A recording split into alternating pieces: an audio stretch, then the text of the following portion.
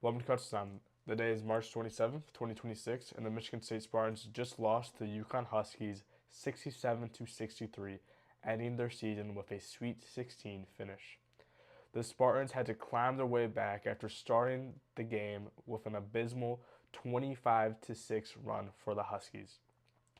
They were somehow able to get it back and take the lead at one point in the second half a couple times. They just weren't able to hold on to it due to the energy wasted on the comeback. The guy who ended it for the Michigan State Spartans' hope was Terrace Reed. He hit 4 consecutive free throws despite being a 58.5 free throw shooter this season. The Spartans needed to have a better start to this game if they wanted to advance, and they didn't. There's still some good tonight. The best player tonight was easily Carson Cooper for the Spartans. He had 14 points and almost had a double double. He was really the biggest guy. Him and Cohen Carr were the best guys tonight, and no one else I could say was. At least in how they acted, how they were in the second half of offense, and just the mistakes they made were less than the others. Um, Carr also had 13 points, but Coop had a very quiet first half and picked it up in the second half and was making big buckets, big dunks to keep the Spartans in it. In the end, he had the final two free throws for the Spartans. They were down three. He hits the first one, which is what you want to do. Then the goal was for a purposeful miss. And he got it, and the bounce was actually really well. It's just the Spartans couldn't get the ball. Jackson Kohler and Cohen Carr couldn't fight for it good enough to get it. It was a good boxing out by the Huskies, but still just disappointing to not be able to get it when the bounce is basically as good as you can possibly get, unless it's just a random bounce that you can't really practice. But Coop had a nice game. Carr had a nice game. He had some nice moments, some nice momentum pushing moments. Um, the guy I want to talk about a lot here is Jeremy Fears. He finishes tonight with 13 points. He has 7 assists. He has three steals. The biggest problems today, and the biggest problem throughout this whole tournament, for the 3 games they played, his field goal percentage and his shooting was abysmal. I don't know what happened to him. For the season, he was about a 43.5% shooter. Well, now it will be below that, I think, but he was fine. He wasn't detrimental because of his misses. Today he was 5 for 15, which is 33%. That's really bad. And then on the whole term, he's 10 for 34, which is below 30%, which is really bad. For the guy who in the regular season was their leading scorer, he was the guy you could go to for a bucket, and you could not do that this tournament, and you could not do that today. Jeremy Fears is this great passer. He's this great floor general. Let me show that he's getting high assist numbers the first 2 games. He had 7 today, which is below his normal. Um, and he had 4 turnovers, which is bad.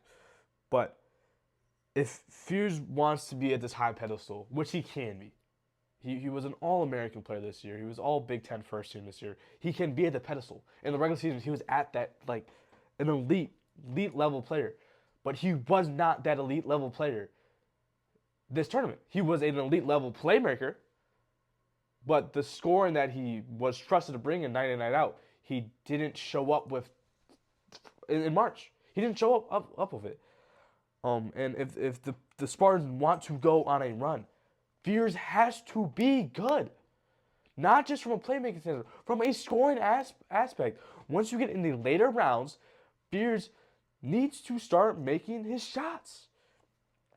And it's not like Fears was missing contested shots.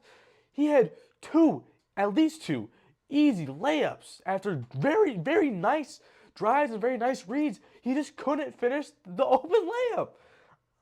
That's 4 points. That's the game's a 4-point game. I love Fears. Fears is such a good player. He's the best point guard the Pistons have had since Cassius. He's the best playmaking point guard since the Pistons have had it in decades. But when not the Pistons, the Spartans, sorry. But when the Spartans needed him the most, he wasn't there. He wasn't there shooting wise, and he was missing the shots he normally makes. And that just can't happen if you want to go and beat a very good UConn team. It just can't happen. I'm sure Fears will bounce back from this game, and Fears will bounce back from these past couple weeks. Even though he did have very nice games overall, just shooting wise was just a big step below from what he's used to, the team's used to, and the fans are used to. But he'll have to bounce back for next season if they want to continue to at least get back to here. Jackson Kohler also had 13 points. He had, I think, 8 rebounds, fine night. Not anything super great, not anything bad. Just a fine night. His also. I don't know what happened to Kohler. Kohler was the star player. He was the star scorer to start the season. Then he kind of took a step back. And his shot took a step back. His 3-point shoot took a step back. And he ends up with a pretty average night for him tonight. But just unfortunate. There's a lot of bad to talk about, or the bad I could point out. But I mean, yeah, you can't start a game 25-6. Like, you're going to use so much energy to get back in this game. And they did, and they were successful. And the fact it's still a 4-point game is impressive because they were down 19 so early on. But if you're, first off, just not down 19 at a point in the game, very early on at that, you're going to give yourself a lot better chance if you can hit a field goal, if you can hit a more than one 3-pointer in the entire first half. They were 1 for 8 in the first half. They still finish.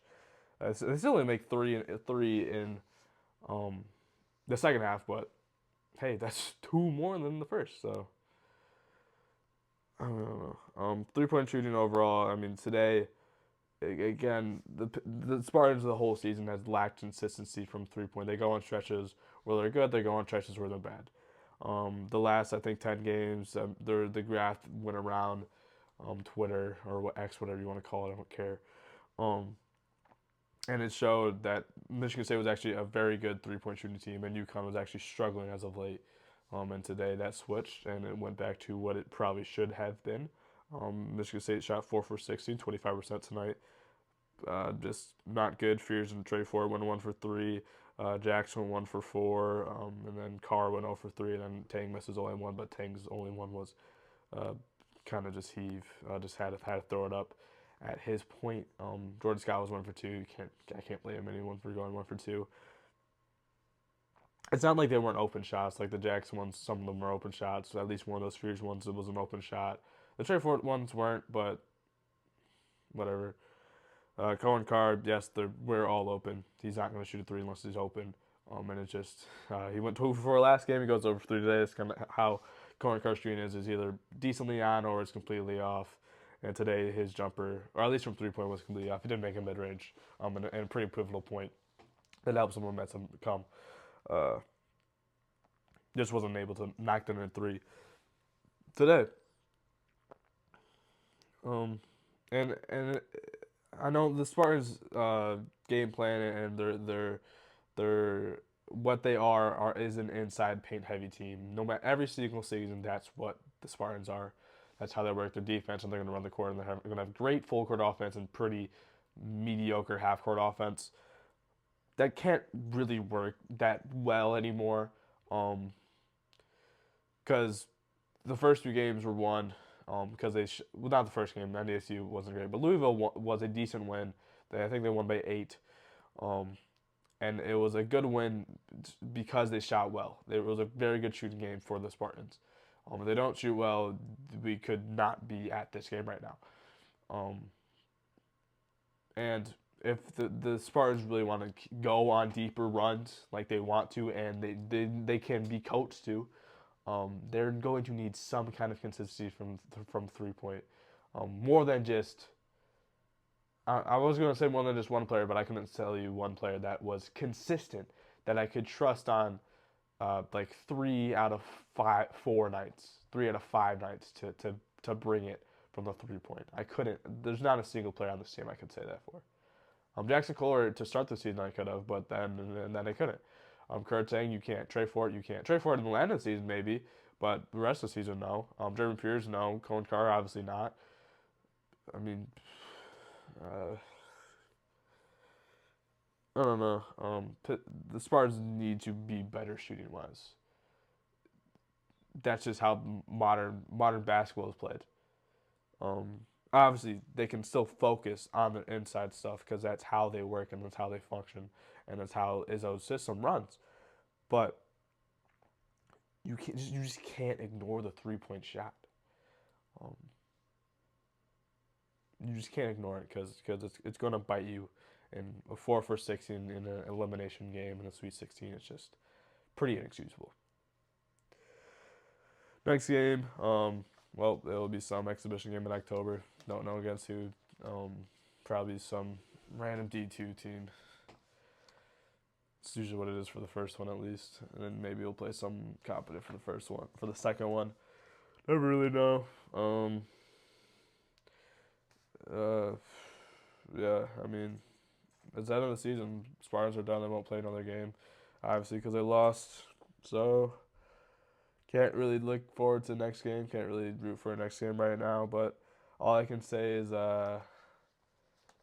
go green and hopefully the Pistons can get some stuff done in the playoffs when they come because that's the only thing I left to root for in basketball. Thank you.